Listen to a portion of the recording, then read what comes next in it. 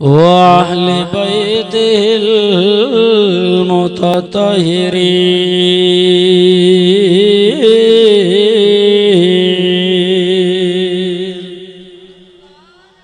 अम्मा बादु फ़अऊज़ु बिल्लाहि मिनश शैतानिर रजीम। बिस्मिल्लाहिर रहमानिर रहीम। वमा अर्सलनाका इल्ला रहमतल लिल आलमीन।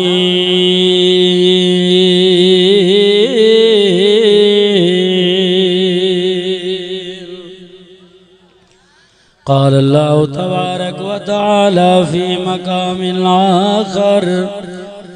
वइज़ा ख़ज़ल्लाहु मीसाक़न नबिय्यीन।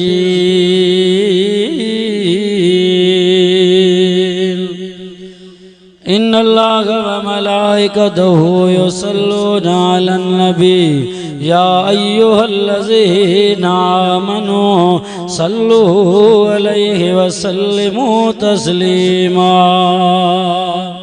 बावाज़े बुलंद सोहणे नबी दिलबर नबी इमामुल अंबिया बिनी जिहानन जे सरदार जे मथां सलाह शरीफ पढ़ो।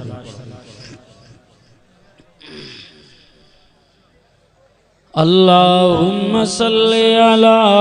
मुहम्मदिन व अला आलि मुहम्मद कमा सल्लैता अला इब्राहीम व अला आलि इब्राहीम इन्नका हमीदुम मजीद। अल्लाहुम्मा बारिक अला मुहम्मद व अला आलि मुहम्मद कमा बारकता अला इब्राहीम व अला आलि इब्राहीम इन्नका हमीदुम मजीद।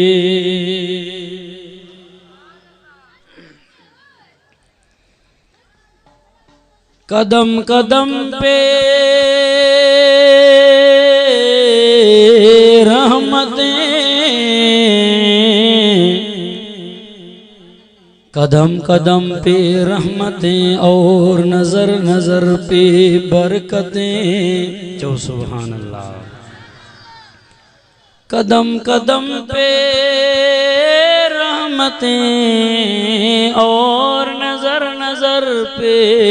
बरकतें। जहाँ जहाँ से वो शफीए आसियाँ गुजर गया। चो सुभान अल्लाह। जहाँ नजर नहीं पड़ी वही है रात आज तक,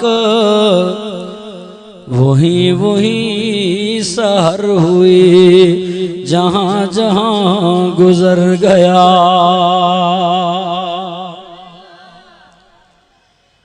महबूब रब्बी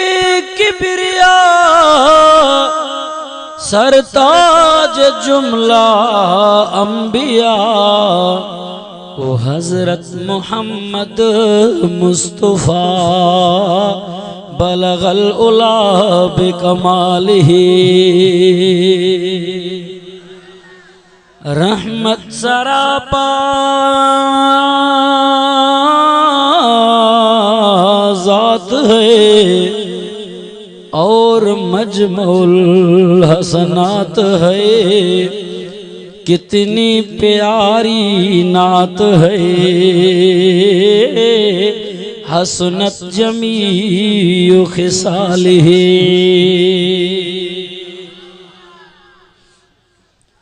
लाजिम है हम पे बेगुमान जब तक रहे इस तन में जान, ओ हर दम रहे विरदे ज़ुबान पढ़ो सल्लू अलैहि वालिही। सलात शरीक मर्तबा भी हर बुलंद आवाज से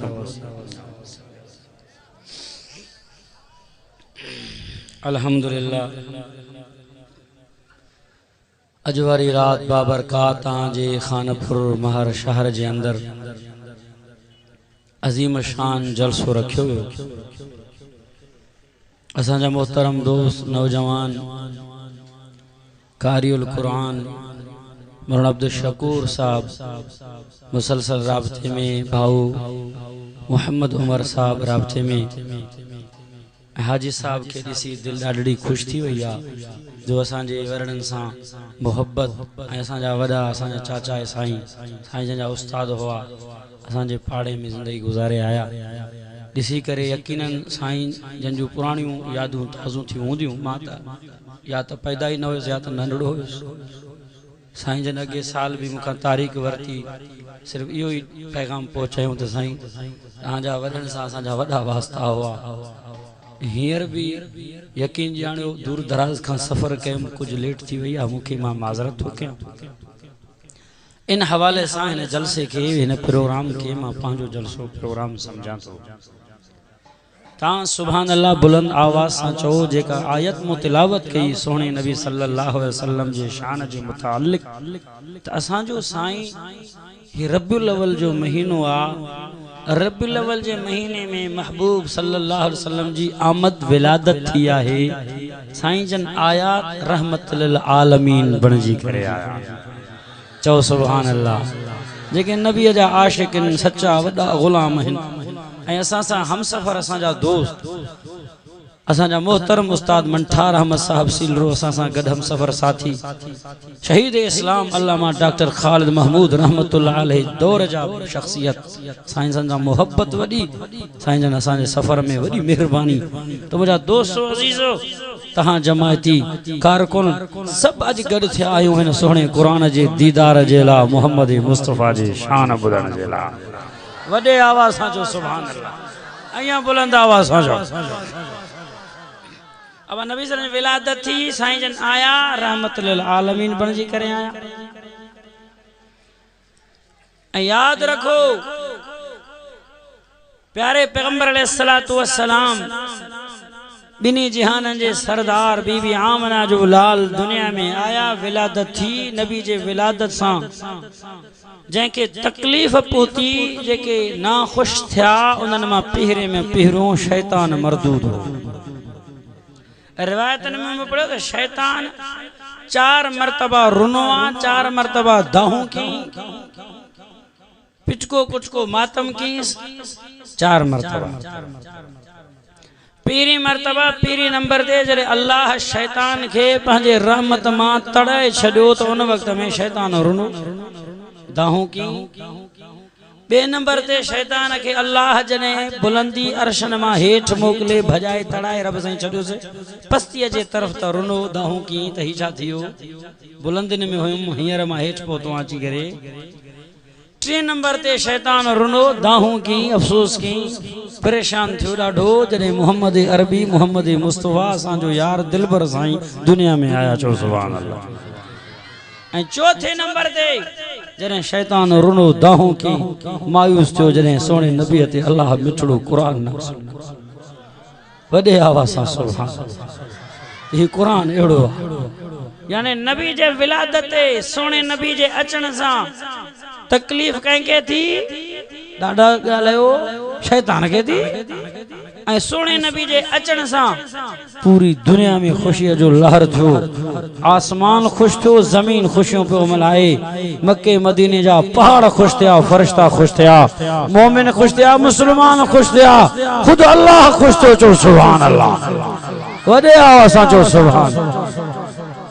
अब असांजो नबी दुनिया में आयो कहिड़े महीने में? महीना त ॿिया बि घणा, साल में घणा महीना ॻाल्हायो, 12 महीना, पर 12 महीननि मां अल्लाह पंहिंजे महबूब खे असांजे दिलवर नबी खे इमामुल अंबिया सब चो सल्लल्लाहु अलैहि वसल्लम के अल्लाह रब्बुल अव्वल जे महीने में मोकिलो आए। बिन महीनन में छोला रब्बुल अव्वल में छो रब्बुल अव्वल जी माना शाहे शाह मतलब आए। बुधो दुनिया जा मुसलमानो रब्बुल अव्वल जी माना रब्बी जी माना है बहार अव्वल जी माना है पीरी पीरी याने पीरी बहार बहार अच्छा के जबो आए जेको खुशगवार मौसम दो आए। बहार में तजणो तजणो हवाओं घुला जो है राम जी बरसात दिया है। बहार जे मौसम में दुनिया वारो वणचण बूटा फूटी सावा थींदा है सड़ल वण सावा थींदा है। बहार जे मौसम में थर जे मुल्क में दामी दो मोर खुशिन में झुमरियूं पाईंदे नजर ईंदा कच्चे जे इलाकन में दामी दो। बहार जे मौसम में पखी परंदा कोयल उहे ताके खुश नजर ईंदा बोलियूं कंदे नजर ईंदा। छो त बहार जी मौसम वणंदड़ मौसम आहे। अल्लाह पंहिंजे महबूब खे बहार जे मौसम में छो मोकिलियो आहे। इन जे करे अल्लाह फरमायो दुनिया वारा ही भी बहार आहे ही भी बहार आहे। मुंहिंजो महबूब भी बहार थी करे दुनिया में आओ जो सुभान अल्लाह बैयत मथे करे जो सुभान अल्लाह। जो असांजो नबी रहमत जो बहार खणी आयो बरकतन जो बहार खणी आयो अखलाक जो बहार खणी आयो जो सुभान ही भी बहारा वो भी बहारा।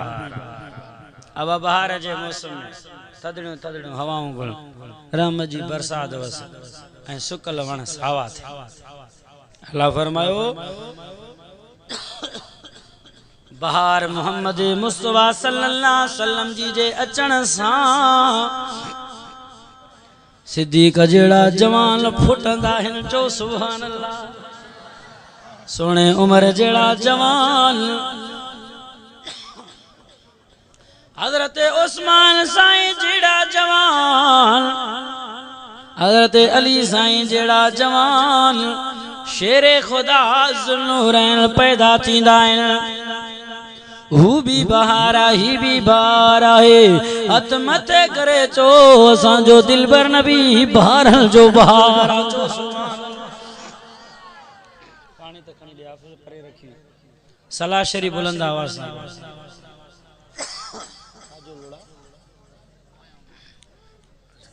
सलाह शरीफ पढ़ो बुलंद आवाज से।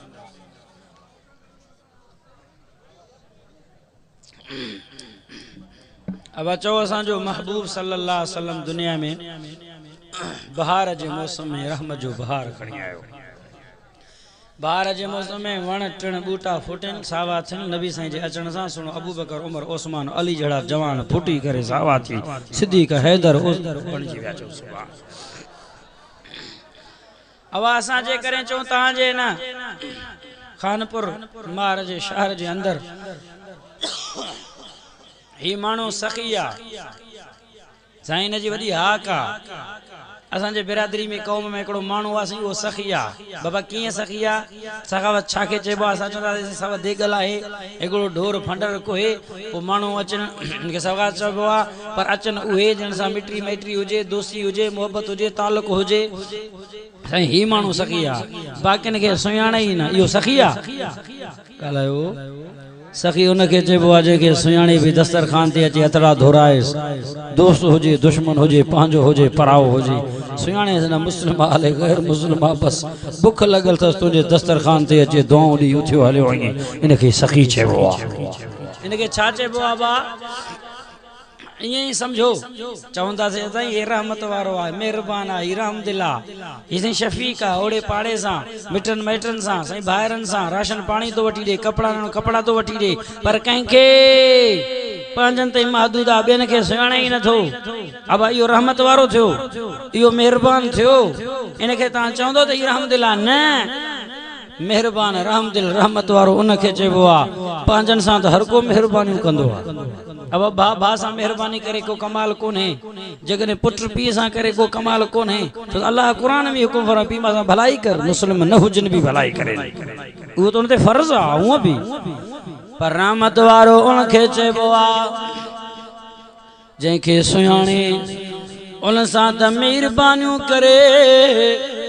जैसा दोस्ती हुजे रिश्तेदारी हुजे जेके पंहिंजा हुजनि उन्हनि जे लाइ त नरम दिल हुजे रहमत करे पर पंहिंजा न हुजनि परावा हुजनि दोस्त न हुजनि दुश्मन हुजनि उन्हनि सां बि महिरबानियूं करे रहमत करे जेकॾहिं अहिड़ो कोई दुनिया में आहे त मोहम्मद मुस्तफा जी ज़ात हथ मथे करे जो सुभान अल्लाह अब आहे के ना पांजन सा मेहरबानियों हर को गंदो आ मां आयत पढ़म नबी सल्लल्लाहु अलैहि वसल्लम रहमतुल आलमीन थी करे दुनिया में आया असा नबी जे रहमत के बयान कंदासी पांजन खो ना दुश्मन न खो जे करे नबी सल्लल्लाहु अलैहि वसल्लम जे रहमत के बयान करे को मौलवी साहब ए पांजन का शुरुआत करे तो दुनिया इया चोंदी त पांजा होस ना पांजन जे ला हर को मेहरबान हुंदो आ पर अचो अज नबी जे दुश्मन का शुरुआत क्यों था तो नबी सही पांजे जानी दुश्मनन जे ला भी रहमतुल आलमीन हुआ कमाल इनमें अचो सुभान अल्लाह नबी सल्लल्लाहु अलैहि वसल्लम रहमतुल आलमीन पेरा कुरान बुध छा तो चवे कुरान अल्लाह सही कुरान में ऐलान कयो आ फरमायो मा अरसलनाका इल्ला रहमतल लिल आलमीन चो सुभान अल्लाह जो नबी रहमत वारो आए बरकत वारो आए रहमतुल आलमीन आए मेहरबान नबी आए दो दुनिया जा मुसलमान पांजन जे लाता है दोस्तन जे लाता है पर दुश्मनन जे लाए भी पराहन जे लाए वे मुसाफिरन जे लाए वे परदेसन जे लाए वे कैदन जे लाए वे दो दुनिया जा मुसलमान एकड़े जंग का नबी वापस आया साहबा जी जमात है कैलुआ जो टाइम थी वयो है मंझंदि जो टाइम शदीद गर्मी है नबी फरमायो साहबा जी जमात सुम्ही पो उथंदा से शाम जो कैलुआ कयो थकावट है बुख उईअ जी हालत है जंग का वापस आया साहबा सुम्ही पया बेखौफ थी करे जे छा एकड़े वण जे छा असा जो महबूब आयो रहमत वारो यार आयो सुम्ही पया थदड़ी हवा है शाम प्यारी आहे हथियार पांजो तलवार मथे लटकाए छड़िया निंड पइजी आ साहबा निंड जे हालत में सुन सिद्दीक हजरत अबू बकर उमर उस्मान अली सब निंड जे हालत में परे परे का एकड़ो दुश्मन जो गुजर थे काफर जो गुजर थे मुशरिक है पांचो नाए पढ़ाओ है दोस्त नाए दुश्मन ला है निछाई तो ही चाहे नबी मोहम्मद अरबी मेरे जहान जो सरदार अकेलो बेयारो मददगार निंड पियो है साहबा परे परे अजवार हो नवी आया असा त माजल आयो नबी जे खत्म करण जे कढो इते त अकेलो मिलो नबी जो दुश्मन थो अचे मुशरिक काफर थो अचे तलवार खणे थो म्यान मां कढी करे नबी जे मथा झले करे बीए थो ऐलान थो करे मई अबलाउ का मिलनी या मोहम्मद ओ मोहम्मद अरबी हाणे बुधा तोखे केर बचाईंदो तुंहिंजा साहबा तोखां परे तुंहिंजा यार तोखां परे हाणे तोखे केर बचाईंदो इया ऐलान कंदो पियो नबी साईं आराम में आए उन मुशरिक काफर कातिल जे आवाज ते नबूवत वारियूं अखियूं खुली पया नजरन में मिलाया ओ दुनिया वारा साजर हदीस पाक में आयो असा जे महबूब जे अखियुनि में चेहरे में अल्लाह एडो रोब रखियो चंद साहबा का अलावा वो साबी न हो नबी जे अख अखियों में अखियों मिलाए, नजर में नजरों मिलाए, नबी के दिसी से गया साहबा फरमाओ जने ऐसा बाबू बजे अखियों में अखियों मिलायों से एडो तलबी जो चेहरे में अल्लाह रोब रखो, अखियों हेठ झुकी पौंदा नजर हेठ गिरी पौंदा, नबी के कोले दिसी से गजावा से ही तो दुश्मना ही तो काफरा, इनमें ईमान रहे वह ताकत ना है वह सलाहियत ना है। नबी जे अखिल में अखियों जो मिली उस रोब चढ़ी उस दिल जी धड़कन तेज थी उस हाथ में हथवा त्यारा है तलवार है मैं हमला का मिली या मोहम्मदा केर तो के बचाए दो केनू अखियों दिखाए जे जो जिक्र कुरान में आयो पर मैं ज़ागल बसर वमा तगा जे अखियों में अल्लाह रोब रखे। नबी पंहिंजे चपड़न सां ॻाल्हायो मूंखे बचाइण वारो हथ मथे करे चो अल्लाह सुभान अल्लाह। अब हम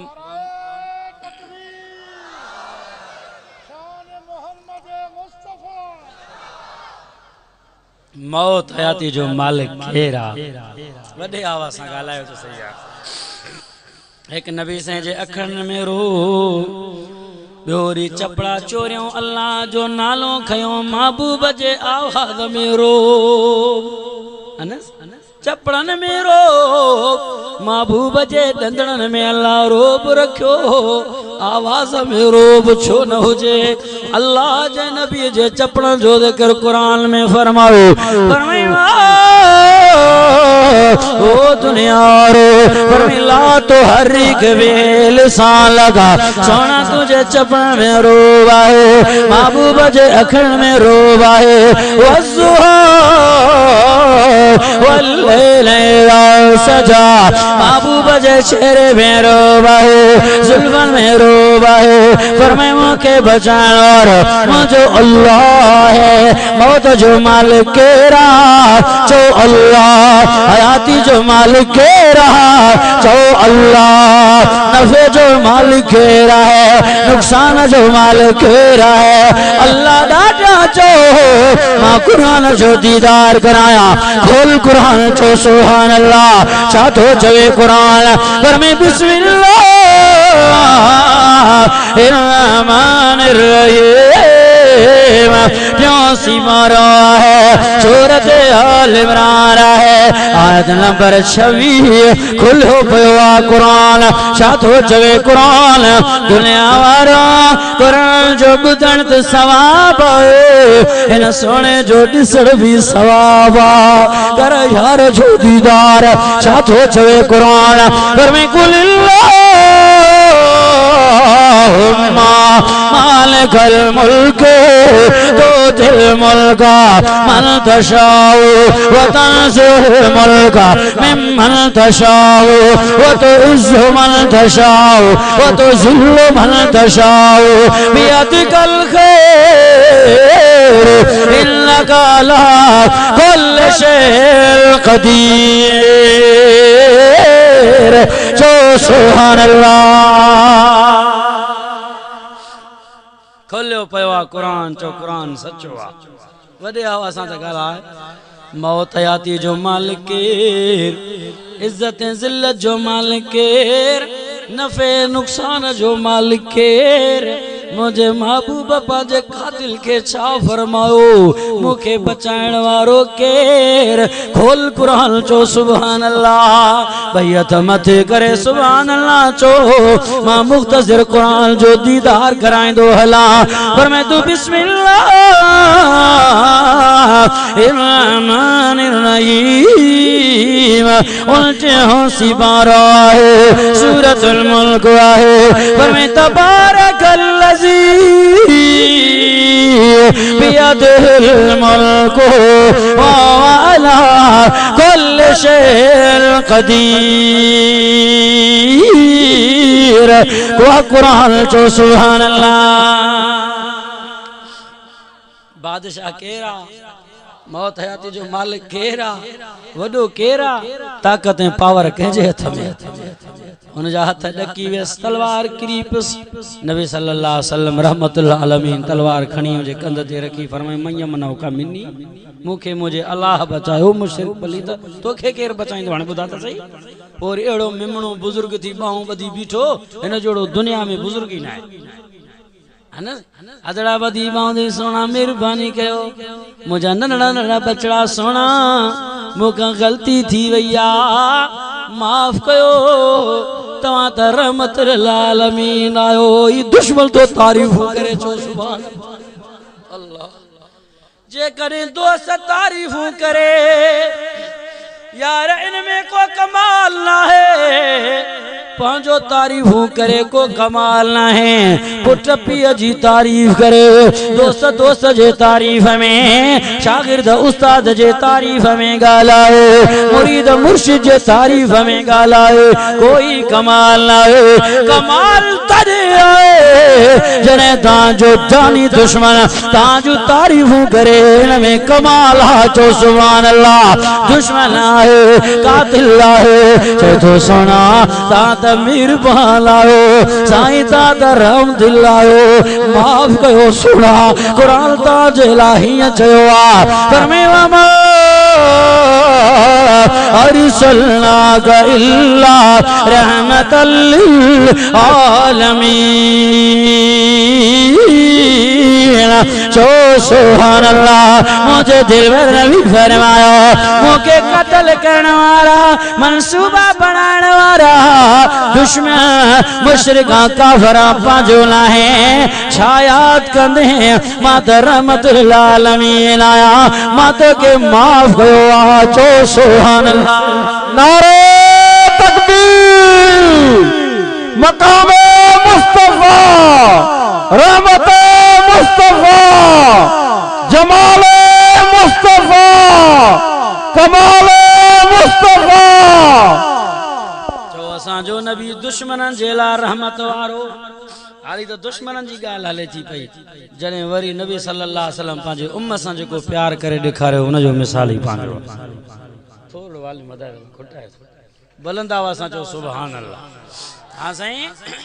अल्लाह अकबर कबीरा थोड़ो तवज्जा असां जो महबूब दुश्मनन जेला रहमत वारो अब वादी ताइब में जण पथरियूं हुया उहे पंहिंजा हुया परावा छो थोरो ॻाल्हायो दोस्त हुया दुश्मन ॻाल्हायो तकलीफ़ ॾिनो कि न ॾिनो पूरो बदन रत मां यार जो लौलुहा थियो कि न अम्मी आयशा जे गोद में महबूब आराम थो करे एक मरतबा अम्मी आयशा जी फरमाया या रसूल अल्लाह भला बुधायो जिंदगी में ताके दुखड़ा त घना मिल्या सोना पर एक दुख एड़ो बुधायो जे पूरी जिंदगी ताके रोवारो हुजे मुझे महबूब फरमायो आयशा दुख त घना तकलीफूं त इलाही पर एकड़ो एड़ो दुख मुके उम्मत मा मिलो जेके मां मौत तक न तो विसारे सगा वो वादी ताइफ जो मंजरा जने तकलीफ मिली पत्थरों सा छुटींदा रहा रोई दो रहो अल्लाह अर्शन मां ऐलान कयो सोना हथड़ा कणे पदुआ करे तबाह करे छड़ियाल पर सोना पोता छा गयो ओ दुनिया वारो दुश्मन हुआ दोस्त न हुआ पांजा न हुआ परावा हुआ उन जे ला नबी हथड़ा खणे हिया फरमायो कि दुआ मांगी इलाही इने चश्मे बसी रत दे चो सुभान अल्लाह वाह नबी तुझी रहमत से दुआ मांगी इलाही इन्हें चश्मे बसी रत दे यही हैं अक्ल के अंधे इन्हें नूरे हिदायत दे रहमतुल आलमीन दुश्मन जिला आहन के नाइन बदुआ न क्यों तबाही जी दुआ न घुरियो हथड़ा खणी करे छुओ मुझा अल्लाह इनके अखियूं दे इनके हिदायत दे आबाद खजान बर्बाद न खजान वाह नबी तुझी रहमत जे कदी पांचन जी गाल कंदा से अदा दुनिया चौंदी त पंहिंजा हुआ अचो अज मां परावल जी गाल थो क्या खुदा जो कसम नबी जे रहमत के दिसी उए जानी दो दुश्मन नबी जा दोस्त बन जिया काफर कलमो पड़ी मुसलमान हिकड़ी पोड़ी औरत नबी सल्लल्लाहु अलैहि वसल्लम जे रस्तन ते कंडा थी उछलाए तकलीफ देण जे ला एक मरतबा वो रस्तो साफ नजर आयो नबी सल्लल्लाहु अलैहि वसल्लम फरमायो बुधायो रस्तो अज साफ आ उआ पोड़ी जेका माई आहे औरत आ उआ भला किथे आहे त बुधो दुनिया वारो साहबा फरमाया या रसूल अल्लाह बीमार थी पई आहे अच्छा बीमार आ जी या रसूल अल्लाह हलो साईं केना उन औरत का पूछा गया या रसूल अल्लाह उआ त मुशरिकानी काफरानी आहे ताजे रसल दे कंडा गंदो चलींदी आ वाह नबी तुझी रहमत दुश्मन सा चो सुभान अल्लाह नबी साईं सिद्धो न जे दर ते आया दरवाजो खटके पोड़ी अंदर हुआ काफराने मुशरिकाने नबी सल्लल्लाहु अलैहि वसल्लम से नफरत करने वाली आहे केरा मन तो कलबाब के दरवाजो खटकाया चल मोहम्मद रसूलुल्लाह मोहम्मद अरबी तुझे दर ते आयो है साहबा जे लश्कर सा पोड़ी हैरान थी वया डिजी वया है कपकपा तारी थी वे डकने अज मुझो खैर ना है नबी साहबा सा शायद बदले जे लायो होंदो अज मुझो खैर ना है मुझे महबूबा ऐलान करो अम्मा बाद भी बदला तो न वठंदो तो बुधो के लबधो मुझे ला तो कुल छयो मां त आदत जे लायो तबा कुर्सी जे लायो उहा औरत दिसी बुधी हैरान थी वया नबी जे रहमत के रसी करे कलमा पढ़े मुसलमान थी वया अशहदु अल्लाह इलाहा इल्लल्लाह व अशहदु अन्न मुहम्मदन अब्दुहु रसूलुहु जो सुभान अल्लाह व नबी रहमत दर्द कुरान फरमायो अरसलनाका इल्ला रहमतल लिल आलमीन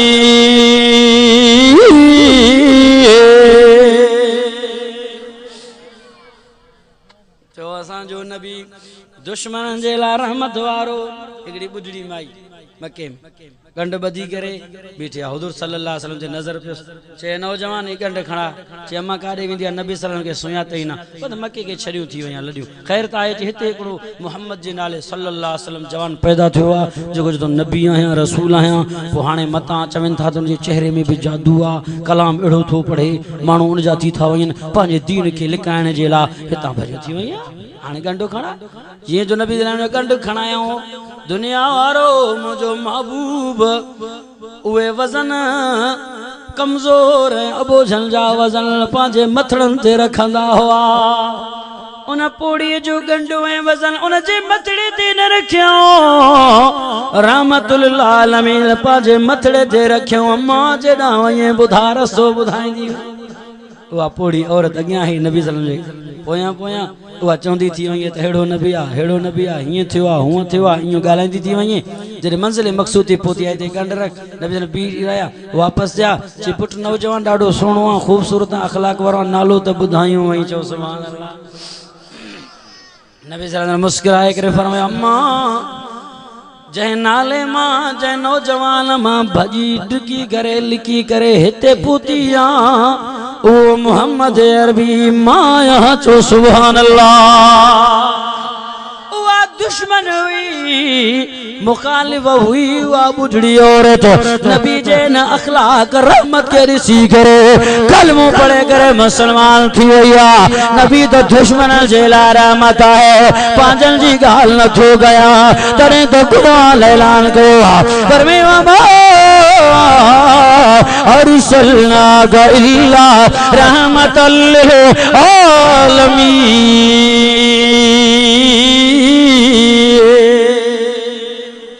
दुश्मन जेला रहमत बुखारी शरीफ जी हदीसा जुल्द नंबर अव्वल किताबे मगाजी में रिवायत नबी सल्लल्लाहु अलैहि वसल्लम साहबा जे लश्कर वफद के तैयार करे जंग जे तरफ मोकिलियो अल्लाह उछा मंजर होंदो जो नबी सल्लल्लाहु अलैहि वसल्लम साहबा जे लश्कर जथन के तैयार करे तरबियत दींदा होंदा उनजे सुफ़न के तैयार कंदा हुंदा ऐं सहाबा भी नबी जा यार अहिड़ा कॾहिं मना न कयूं कॾहिं नबी साईं जे साम्हूं चेहरो अहिड़ो न बणायूं त असांखे वञणो कोन्हे या असां हिन अमल ते राज़ी न आहियूं नबी साईं जो हुकुम अल्लाह अल्लाह जे रसूल जे दीन जे ख़ातिर कुसजण ऐं कटजण ऐं कपजण जे लाइ तैयार हुया न घर जो फिक्र न बचण जो फिक्र न ज़ाल जो फिक्र न दुकान जो फिक्र असां त नमाज़ ही नथा पढ़ूं मां हैरान आहियां हिकिड़े जंग में मुसलमानो जंगे तबूक आहे सब साहबा जंगे तबूक में भी जाइन नबी साहबा जे सुफल के दा बनाइन अचानक साहबा जू नजरियों मदीने दे डिठाओ मदीने जे तरफ का एकड़ो खटोलो थो अचे उडामंदो खटोलो आयो नबी जी अग्यां नजर जो करन जे मथा देखड़ो साहबी आए ओ दुनिया वारो वो गुजारे हुयो आहे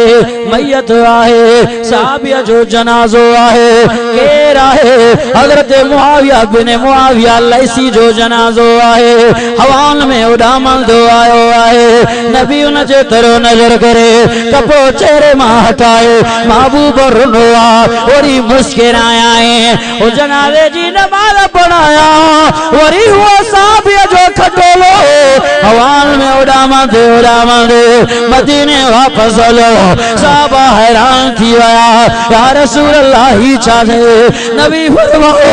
ओ साहबा जी जबात ही मुझो साहबी हजरत मुआविया बिन मुआविया लैसिया जरे मरे पियो मौत जे बिस्तरे में हो अल्लाह फरमाए ओ मुआविया नबी जा गुलाम खुदा तुझी आखिरी ख्वाहिश चाहे कोई न रोई करे छो अल्लाह मुझी आखिरी ख्वाहिश मुझो जनाजो मुझो नबी पढ़ाए मुझो जनाजो रहमतुल आलमीन पढ़ाए अल्लाह फरमायो नबी जा गुलाम बस मरण जी देर आ तो जे ख्वाहिश आरज़ू के मारा पूरो थो क्या साहबा जी जमातू इन साहबिया जे दुआ के अल्लाह कबूल कयो आ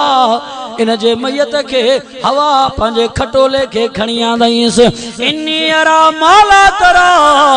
मां नबी पंजे नबूवत जे अखणन सा दिसा थो जन्नतुल बकिया में मुझे गुलाम जे कफन दफन जो फरिश्ता बंदोबस्त करे रहा ये होया नबी जा गुलाम तड़े तरन के दो मंजिल मकाम मिलो नबी सल्लल्लाहु अलैहि वसल्लम नमाज में अल्लाह अकबर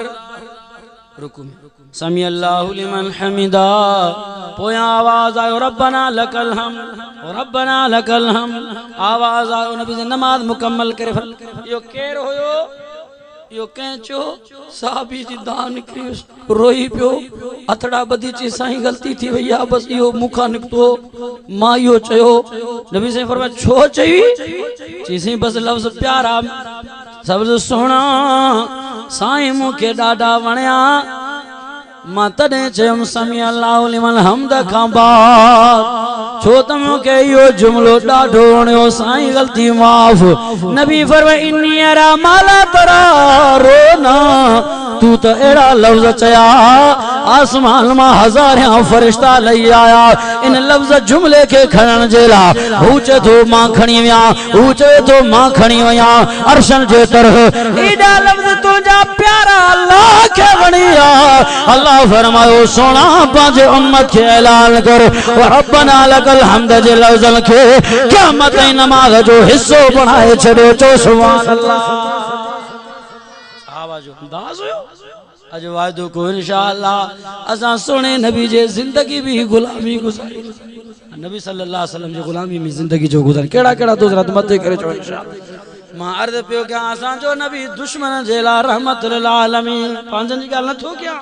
बुखारी शरीफ जी हदीस जी मां गाल क्या पियो साहबा जे लश्कर के नजद कबीले जे तरफ नजर मोकलियो ओना विया जंग क्यों फतह क्यों एकड़ो काफर गिरफ्तार थियो जंजो नालो सुमामा बिन उसाल कैदी थी पकड़े साहबा किराम वठी आयस मदीने फरबतू हो बुखारी जा लफ्ज फरबतू हो सारियतम बिसवारिल मस्जिद मस्जिद जे नबी जे थंबन सा साहबा उनके बधी छड़ियो रात थी सुबह थियो रहमतुल्लाह आलमीन नबी मस्जिद नबी में जो आया ॾिठो त सुमामा मुशरिक काफर कैदी कमांडर उन्हनि जो जेको हुयो वधो बीठो आहे नबी जन आया मोहब्बत सां प्यार सां अखलाक सां मुस्कुराईंदी फरमाया मां इंद कया सुमामा सुमामा देता वाल पुट खुशा तकलीफ त न मिली आ अंध बिस्तरो मिलियो के न मिलो यार ही दुश्मन मुझो नबी केड़ो रम अल्लाह तू त पांजन जो गालियों कंदो आ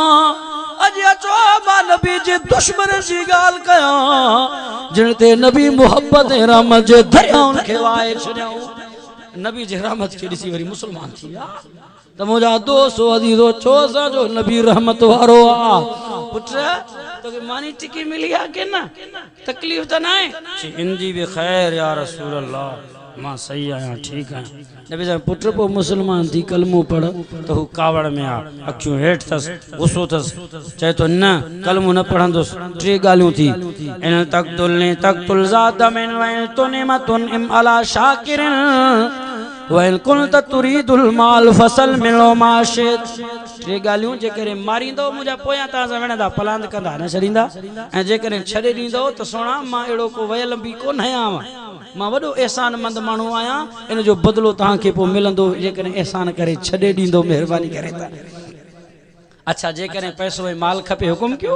बोरनि जा बोरा सोन चांदीअ जा मिल फतरकहू रसूल नबी सल्लल्लाहु अलैहि वसल्लम खे छॾे ॾिनो वकानल गद वरी ॿियो ॾींहुं ते बि या टियों ॾींहुं ते बि या नबी सल्लल्लाहु अलैहि वसल्लम रहमत आलमीन रहमत वारी नज़र सां दावत तबलीग ॾींदा रहिया हू इनकार कंदो रहियो नबी उनखे चवंदा रहिया मोहब्बत सां सम्झाईंदा रहिया हू नबी जे लफ़्ज़नि खे मुस्तरद कंदा रहिया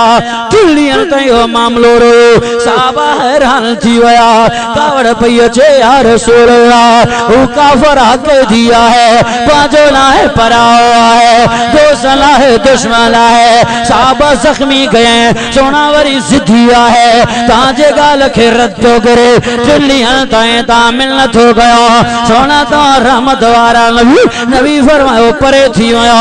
मालाल थो कया वतलिबो समामा जंजीर बेड़ा खोले करे मुझे दुश्मन कैदीअ खे आज़ाद कयो चो सुभान अल्लाह चो नबी रहमत वारो आहे तॾहिं त क़ुरान ऐलान कयो आहे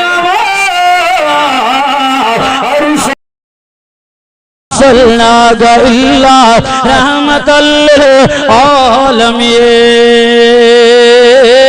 आलमीन चो सुभान अल्लाह चो नबी रहमत वारो आहे बरकत वारो आहे शफ़क़त वारो आहे पंहिंजनि जी ॻाल्हि नथो कया दुश्मन जे लाइ पंहिंजनि जे लाइ त आहिनि आहिनि उम्मत जे लाइ त आहिनि आहिनि कलमे वारनि जे लाइ महिरबान आहिनि पर दुश्मन जे लाइ बि यार महिरबान उहो दुश्मन खे आज़ाद करे छॾियोसि ॿियो मस्जिद जे लबी जे बाग़ात में खजुनि में तलाउनि में वियो हलियो चश्मन में तड़ करे आयो गुस्ल करे आयो पानी वारन मां ट्रिमेस पियो नबी जी मजलिस में आयो साहबा ॾिठो हैरान थी आया रसूल अल्लाह सुमामा वापस आओ नबी मुस्कुरायो पर वे साहबा जी जमात हो जेको मां नबी के प्यार सां हिकु मर्तबा ॾिसो कीअं परे रही सघे थो मां नबी जे रहमत खे आज़माए कीअं दूर रही सघे थो आयो नबी जे कदमनि ते किरी पियो या रसूल अल्लाह तव्हांजे रहमत मूंखे काबू करे छॾियो तव्हांजे प्यार तव्हांजे मोहब्बत मुंहिंजे दिलि खे जंजीर हणी छॾिया ताला हणी छॾिया कीअं परे तव्हां ज़िंदगी गुज़ारिया सोने नबी खां रहमतुल आलमीन खां सोना कलमो पढ़ाए मुसलमान को पर मैं अशहदु अल्लाह इलाहा इल्लल्लाह व अशहदु अन्न मुहम्मदन अब्दुहु रसूलुहु सुभान अल्लाह जो असांजो नबी दुश्मन जे लाइ रहमत वारो मां जेका आयत तिलावत कई आहे जो असांजो महबूब रहमतुल आलमीन नबी चो सुभान अल्लाह अब आयन के ना बड़े आवाज केतरे कदर रहमतुल आलमीन जो दुनिया में आया पांजे उम्मत जे लाइ दुआऊं पाण दुख में पाण तकलीफ़न में बुख जे हालत में पेट पत्थर बदल रब का दुआ घुरियो हथड़ा खयूं अल्लाह से फरमाए मुझा महबूब जो को घुरणो थी घुर मां अल्लाह दिया छा खपई जे करे चई तो ओहद जबल के सून बनाए पोया कढ ताबे करे छड्याए सोना जिते घुमदो पियो वते होजे ऐ खैर खैरात भी कंदो रह ऐ अमीर तरीन थी वई गरीब मिस्कीना नबी से फरमाए ना अल्लाह मां इन हाल में सैया दीदे शुक्र कंदो सा न दीदे तो का घुरंदुम अच्छा बाकी छा खपे नबी से हथड़ा खणी चो अल्लाह ए उम्मत मुजी गुनाहगार आहे क़यामत जेके ईंदा इन में दुई हूंदा गुनाहगार हूंदा अबदार हूंदा अल्लाह अल्लाह के नबियन जो उम्मतों गुनाह पया कन शिकलूं तब्दील थी पिया वई बांदरे भोला पिया बणजी वई पर अल्लाह मुजा उम्मती गुनाहगार हूंदई केड़ा गुनाहगार नबी सल्लल्लाहु अलैहि वसल्लम की याद खबर है न मुझे उम्मत में एड़ा मानू भी हुंदा एड़ा गुनाहगार भी हुंदा एड़ा जालिम भी हुंदा एड़ा वाशी भी हुंदा सख्त दिल भी हुंदा जो असां जे जिले कश्मीर गौसपुर जे इलाके में एकड़े भा जो भा सा वेर दुश्मनी है नफरता भाव्यो दुनिया मौलाई छड़े उन जे कबर जे मथा ची लटकणी बाहर ही बिठो आ एड़ा जालिम थिया नबी की जा खबर दा उम्मत में एड़ा मानू भी पैदा थीदा जेके कबरन के भाइयों दीदा एड़ा मानू भी पैदा थीदा चटे जे जिले जे अंदर एकड़े मानू के पकड़ो जे मुर्दा माई है औरत जे कबर के चीरे फाड़े करे उन मासूम औरत के मुर्दा कबर में कड़े जना करे उन जे मैयत के कब्र के मंदिर में उछले छड़े एड़ा मानू भी पैदा थीदा जो उनके पकड़ो गिरफ्तार किया उन इकरार जुर्म कयो है थोड़े साल थी वया मां इहो जुल्म कंदो आ गुनाह कंदो आ लगभग 50 औरतुन के कबर मां कढी करे उन सा बदफेली कयो है नबी के छा खबर एड़ा मानो भी पैदा थीदा ओ दुनिया वारो जेके कुरान के भी साड़ीदा न बख्शीदा असा जे ढुल जे कोमाबाद जे इलाके में एकड़े महीने में 5 जगह ते अल्लाह जे कुरान के मस्जिदन में जालिम घेरे करे अलमारन के बायों दे कुरान के रख करे छड़िया कल कलो की गाल है मां जाम शोरे का वाज के मोटो पियो अचा मुसा दोस्त यो खैरपुर जो सोलंगी साहब उन चयो साईं रात सा जे घर में भर में मस्जिद में चोरी थी वई आ हिकड़ी रात में 3 मस्जिद में वारदातू थिया पखा ए बैठियों खणी करे कुरान के हेठ फिटो करेगा एड़ा उम्मती एड़ा गुनाहगार जो पैदा थे मां थर जे इलाके में हाने वाज करे आयो मिठी का हेठ 0 पॉइंट इंडिया जे बॉर्डर ते हाने जेका बरसात थी या बिजली क्रिया खवण खुदा जो कसम धमाका थिया इया जो मथा बिजली पियो करे जमीन ते जण तो को बम किरो आहे 40 रढा 5 जेको आ तो उठ ए बकरियों ए बटे मानू सबिन के मारे करे तबाह करे रब नाराज थी वियो चिछो ची उन जे पासड़े में उन इलाके में कुछ डी पेरा को उठ बेजुबान जानवर आहे के जे फसल में जेको वियो हलो भेली के आया जो डुकंदा मालिक लठन कुहाड़न सा 5 जणन वरतो रंभ ते रंभ उठ बेजुबान जानवर हानी लठन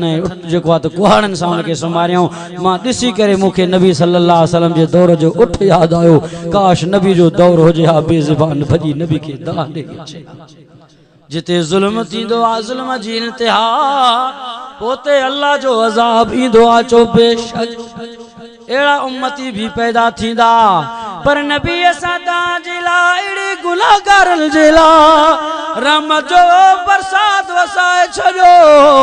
जी अल्लाह मुजी दुआ है मुजा उम्मती गुनाहगार तो होंदी पर अल्लाह इन जे शिकलन के तब्दील करे बांदर भोलो न बढ़ाई जाए वाह नबी तो रहमत वारवा चो नबी जी रहमत असां ते आए के अब इं दुआ घुरियो तो अल्लाह जे के फरमा बरदार हुजी हुजने उनन जे चेहरन के तब्दील न कजा शिकलन के इं न अल्लाह जे के मुसलमान हुजनी मु के मननी अल्लाह उन जे चेहरन के तब्दील न कजा लना अल्लाह जे नबी इं न फरमाओ जे के मुजा हुजन अल्लाह उन जे चेहरन जी पारता लना अल्लाह मुझे उम्मतुल मा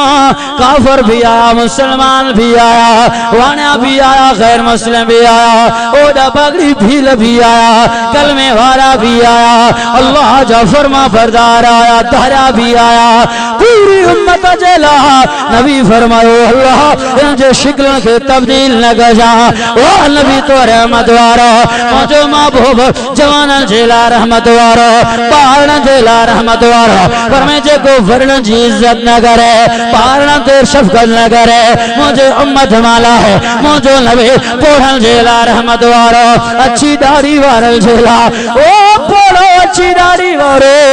ताजे लबी ताके भी यार नबी सारो मुझे नबी फरमाओ जजी दाढ़ी अच्छी थी वही वार अच्छा थी वह जेको इंसान जे इज्जत कंदो अल्लाह जी इज्जत कए। वह नबी तू पोड़न जे ला रहमत वारो, असा जो दिल भरवे औरतन जे ला रहमत वारो है। महबूब जे अचण का पहरा औरतन जी काए इज्जत न होंदे हो, मासूम न्यारो जिंदा दरगोर कया वेंदा। हिकड़ो नबी वर शख्स आयो दिया कल भी न जो नालो है या रसूल अल्लाह मुका गुनाह थियो ओ अल्लाह माफ कर दो के रखो। नबी फरमाओ तौबा कर कर वो पढ़ो अल्लाह तुझे गुनाह के माफ कर दो। जिसया मुझे गुनाह दो तवज्जो है तौबा से भी माफ थी लो। नबी फरमायो दया कल में भला बुदा ही मक्के जा पहाड़ वरा तुझो गुनाह या रसूल अल्लाह मुझे गुनाह वरो चा आसमान मथे वरो तुझो गुनाह चाहे मुझो गुनाह वरो है। जमीन आसमान जी बुलंदी है मुफासत इनमें वसत है यो वडो के न तुझो गुनाह सोना मुझो गुनाह वरो है। नबी फरमायो केड़ो गुनाह करे आयो रोई करे जी या रसूल अल्लाह मां 70 मासूम न्याणन के जिंदा दरगोर करे आयो। 70 मासूम के बुधाओ अल्लाह गुनाह के माफ कंदो के न कंदो। नबी ने फरमायो दया कल्बी एड़ो गुनाह करे आयो न्याणन के मारे आयो दफनाए आयो मु मोहम्मद मुस्तफा के भी खबर ना है तो के माफी मिलती है। न्याणन ते जुल्म करण वारो ज्यादतियों करण वारो औरतन ते जुल्म करण वारो खुदा जो खौफ कयो रब जो खौफ कयो। नबी सल्लल्लाहु दौर का पेरा औरतन जी का इज्जत न हुई। नबी सल्लल्लाहु जने आया पर ओ दुनिया वारो जे करे के के बन्याणियों पैदा थिन वरणियों थी वयन तरबियत करेन नेक जगह ते रिश्तो करे चरेन इन जो अब्बो क्या मजरिया में मां नबी सा मोहम्मद अरबी सा हिया गडूं दो जिया बिन आंगुरन के दसो था यो जन्नती हा चो सुभान अल्लाह। आने केड़ो बदबख्त है जेको न्याणे निवाणन सा नफरत करे। ओ दुनिया रो अज वादो कयो नबी असा के न्याणे जो इज्जत औरतन जे ला रहमत लिल आलमीन बनजी करे आया। असा भी वा शफकत असा तो पांजे घर में जालिम बणिया बैठा असा में तो थोड़ो हाल ही को नहीं को। खुदा जो कसम है बाहर मानू मोहब्बत तो करे प्यार तो करे पर घर में अचो तो झोड़ो ही झोड़ो अकेरो धी करो बाहर ही चंद अबो चल अचे ही ना अचे तो खैर सा अचे माट कर इया गिरी वेंदा छुपी वेंदा खटलन जे हेठा जो ॼण तक घर में को जमादार आयो। मुझा दोस्तों अजीजो अखलाक रखो। नबी चवता मां भलो उ आ जेको पांजे घर में भलो तो हले। असा घर में तो भला लेकिन बाहर तो भला आयो लेकिन घर में भला कोन आयो। एक मर्तबा नबी सल्लल्लाहु अलैहि वसल्लम सब घर वारियों बीबियों आयो बुधो बुधो सब बीबियों नबी ने घणियों घर वारियों बुधायो गालायो नबी ने घणियों बीबियों हुयूं वो 11 बीबिन ऐ ता मां हिकड़ी माई नथी हले तदी भी ता परेशान आयो किथे तलाकूं किथे जुल्म किथे मायूं कोर्टन ते मौलाई बैठियूं आहिनि वेचारियूं एड़ो ज़ालिम बणजियूं आ। नबी जन 11 बीबी सब आयूं या रसूलल्लाह बुधायो भला असां मां वधीक प्यारी ताके केरा। अच्छा नबी ने फरमायो सोचे फरमायो ता हलियो आयो इन जो सवाल जो जवाब ताके सुभाणे दीदुं चो सुभान अल्लाह। सब वही हलियो रात थियो नबी ने फरमायो सोचे सोचे एकड़ी खारक खणी करे रात जे वगड़े में एकड़े घरवारी जे घर वे नबी सल्लल्लाहु अलैहि वसल्लम सुभान अल्लाह पांजे घरवारी जे घर वही ने खारक ॾिनो ची खारक वठ जा पर गाल कैसा न कजा। वरी आया वरी खारक खणी बी घरवारी जे घर में खार करे ना वठ जा पर गाल कैसा न कजा यार करवाना जे घर एकड़े ही रात में व्या खार करे ही आया वठ जा पर गाल कैसा लग जा सुबह जो टाइम थी वयो है सब घर वारियों आयो बेबियों आयो और मन मोमिन आयो या रसूल अल्लाह असा के सवाल जो जवाब न लो ताके वधिक प्यारी केरा है कैसा मोहब्बत है मुझे दिल भर नबी सल्लल्लाहु अलैहि वसल्लम फरमायो है बुदो बुदो मोके प्यारी खार गवारी आ चो सुभान अल्लाह सब खुश थी वयूं के ना तो खार के सभिन के मिली वई या नहीं नबी सल्लल्लाहु अलैहि वसल्लम मुआशरे के दुरुस्त बनाने से लाया ओ दुनिया रो जो असा जो नबी रहमत लिल आलमीन बंजी करे आया वरण जेला नरन जेला मर्दन जेला औरतन जेला मुझे महबूबा फरमाया मुझे भी खबर न हो अल्लाह तो के माफ कर दो के ना कर दो ए दो गुनाह करे आया अल्लाह फरमायो जिब्राइल जी मुझा रब पे चले जल्दी कर मुझे कुरान खड़ी है मुझे महबूब के जो ओ मुझे सुना कुरान तो नाज़िल गया इनके चोए से तौबा कर कलमा पढ़ो मां अल्लाह इन 70 न्याण जेके दफनाया हुआ वे तो गुनाह माफ करे छड़िया मां 60 साल उम्र जा भी गुनाह माफ करे छड़िया मां सुभान अल्लाह आज वायदो को इंशाअल्लाह असा सोने नबी सल्लल्लाहु अलैहि वसल्लम से मोहब्बत प्यार नबी सल्लल्लाहु अलैहि वसल्लम जेको असा के सेखारे विया हन जेको चई विया हन जेको बुधाए विया हन उन ते अमल कंदासे ए मोहब्बत ए प्यार भी उहा जेका दीन इस्लाम शरीयत उलमा बुजुर्ग असा के बुधाए विया बाकी तो 12 रबिउल अव्वल जो महीनो आ सिलसिलो हले तो पयो टोलन जा टोला नजर अचंदा तहां भी दिसो ता असा भी दिसूं ता अब एकड़ो एड़ो टोलड़ो नजर आयो मानू चंदासी हाणे मौलवी गिला ते लई पियो गिला ना हक आ मौलवी हक न ॻाल्हाईंदो तो पादर खाईंदो क्या मस्जिद में कबर में भी मुल्ताना में एकड़ी रैली कढियो मिलाद जे नाले ते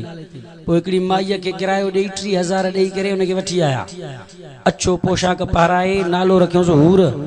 उनके जो तू अची करे असांजे मिलाद में भी मानू तुंहिंजी ज़ियारत कन अड़े नबी पर्दो सेखारे वियो आहे खुदा जी मार पयो ता मानुन के चौथा खारियो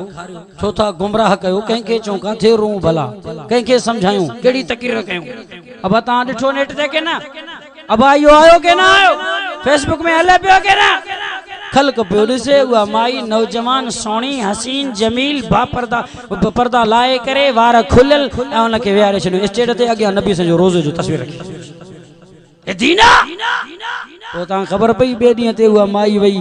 थाने में उन मुलन के खिलाफ एफआईआर कटराई त 30,000 जो वायदो क्यों 15,000 मिलिया बया मुला चटे बया बधो मुलन किराए वाली माई का है अरे अखलाक है गैरत है खुदा जो कसम है नौशरो फिरोज में जलसो करे बटरी राती थी आग में ओते असन दोस्त आए चांडियो साहब हाल समझ में आई उन चोसी मुझे गोठ में रैली मिलाद जे नाले ते कड़ियो 5 छोकरियों नौजवान कुंवारियों हसीन जमील वार कोले न पर्दो न छा उनके आगे करे दोहल दमामा वजाने शुरू क्यों मानू व्या करदा जी मिलाद नबी जो था मलाए शर्म कयो अखलाक कयो गैरतदार हो दीन के छोथा ला जायो पान के पांजे दीन के तो हाने इते अची पहुता यार हाने किथे पहुंचंदा आगे साल खबर ही काने का असा वाज कंदा ते पकावड़ जी विदा मुझा दोस्तों अजीजो खुदा जो वास्तो तो बाऊ तो बताऊं यार सता जा खैर खुआ न लजायो दीन केड़ो मुंह खणी बेंदो नबी जे सामू क्या मजरी है माशर जे मैदान धारिया खिलन था यार दुश्मन खिलन अज वायदो को एकड़ो असा जो शायर है नात खान उन एकड़ो नात पढ़वे पाक हवा अहवाल कजामी अरबी केड़ा अहवाल कजा उम्मत जा ही अहवाल थी ही हालत थी नबी जे मोहब्बत जे नाले सा तमाशो कड़ो मचायो अज वायदो को इंशाअल्लाह असा सच्ची दीन दे कड लगंदा से हक दी कड लगंदा से उलमा हक जमीयत उलमा इस्लाम दी जमात खुदा जो कसम है जो कुरान जो असा पीछो न छरीदा से पूरी जिंदगी असा नबी जे गुलामी में पांजी जिंदगी गुजारिंदा से खत्म नबूवत जे खातिर जान ॾिनो पे भी कुर्बान करे छॾींदासीं असा जो नबी रहमत आलमीन रबिउल अव्वल जे महीने में विलादत थी है इंशाअल्लाह अल्लाह सा तवा समन के मक्के मदीने जो दीदार नसीब फरमाए मुझो टाइम खत्म थियो पर्ची मुखे मिली वई आ दुआ के अल्लाह से सा तवा जे अचण के दोस्तन जे मेहनत के कबूल फरमाए